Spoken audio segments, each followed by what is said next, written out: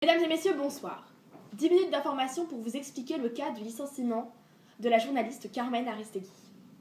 Ce licenciement prend une ampleur considérable car c'est une des journalistes les plus réputées au Mexique.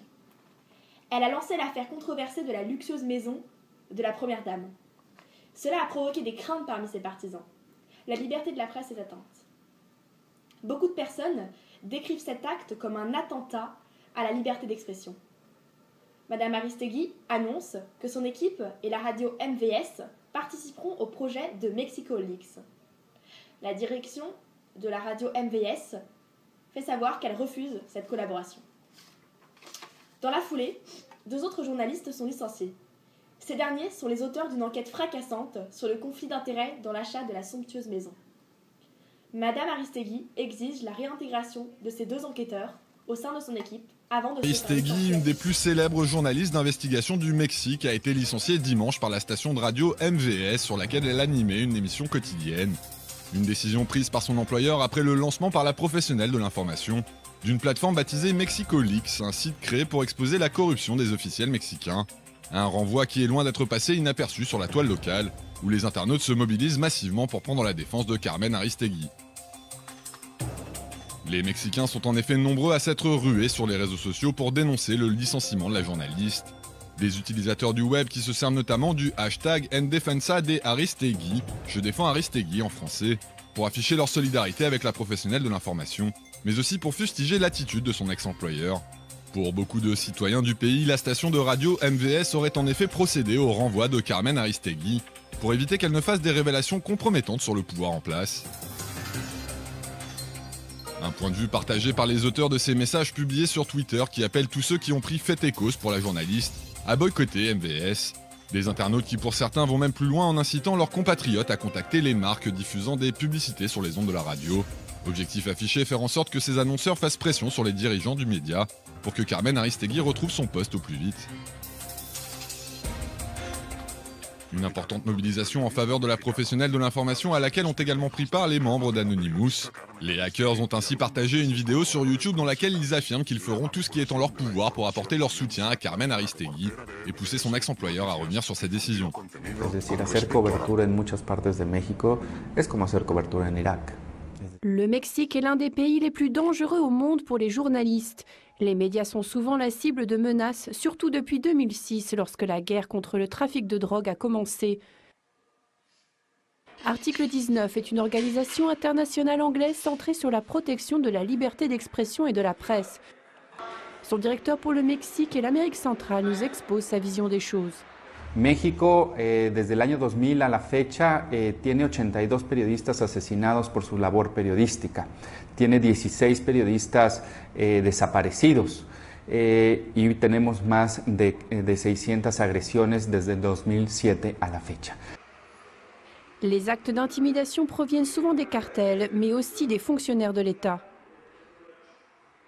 Lo interesante es que el 42% de las agresiones contra la prensa vienen de servidores públicos, de autoridades. Principalmente la policía municipal y la policía estatal son los que tienen el mayor número de agresiones. Tenemos un caso de Edwin Canché en Mérida, ¿no? En Yucatán, que fue torturado por el mismo presidente municipal. ¿Y por qué puede pensar que puede torturarlo? Porque no hay rendición de cuentas, porque no hay ninguna otra parte del Estado que le diga, no, espera, ¿la policía de quién depende? Del presidente municipal.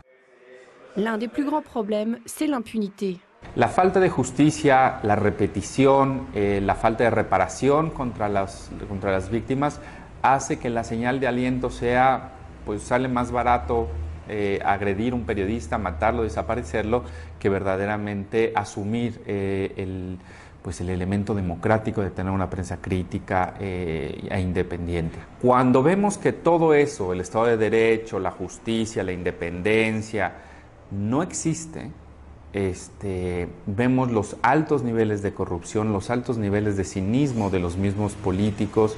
Entonces, al final, los periodistas están en un fuego cruzado. L'organisation de Dario Ramirez est appelée Article 19 en référence à l'article de la Déclaration des droits de l'homme. Toute personne a le droit à la liberté d'opinion et d'expression. Ante crisis, Yo creo que la sociedad y la prensa deben de tomar posición y se está tomando posición. Les Mexicains ne décolèrent pas depuis le licenciement dimanche 15 mars de la célèbre journaliste d'investigation Carmen Aristegui, qui animait jusque-là une émission quotidienne sur la station de radio MVS. Une décision prise par son employeur après le lancement par la professionnelle de l'information de la plateforme MexicoLeaks, sur laquelle elle exposait la corruption des élus locaux. Un renvoi qualifié d'inadmissible par bon nombre d'utilisateurs des réseaux sociaux, qui réclament donc le retour à l'antenne de Carmen Aristegui dans les plus brefs délais. Sur Twitter, les internautes du pays sont ainsi des milliers à faire usage du hashtag Mexico wants Aristegui back. Le Mexique souhaite le retour d'Aristegui en français, pour afficher leur solidarité avec la journaliste licenciée, mais aussi pour faire pression sur son ex-employeur, afin qu'il la réembauche au plus vite. Une demande relayée par les auteurs de ces photomontages et autres dessins qui estiment que le renvoi de Carmen Aristegui est tout simplement une mesure de censure décrétée pour éviter qu'elle ne fasse des révélations compromettantes sur le pouvoir en place. Un avis partagé par plusieurs personnalités bien connues du grand public au Mexique, qui ont participé à la réalisation de cette vidéo qui circule sur YouTube. Un clip dans lequel ces célébrités rappellent leur attachement à la liberté d'expression, tout en faisant part de leur indignation face au licenciement de Carmen Aristegui, une initiative qui, elle l'espère, permettra à la journaliste de retrouver son poste rapidement. Carmen se privilégie par rapport à ses pairs. Il caractérise son comportement d'individualiste, car il ne les a pas informés de son projet et l'a réalisé malgré tout.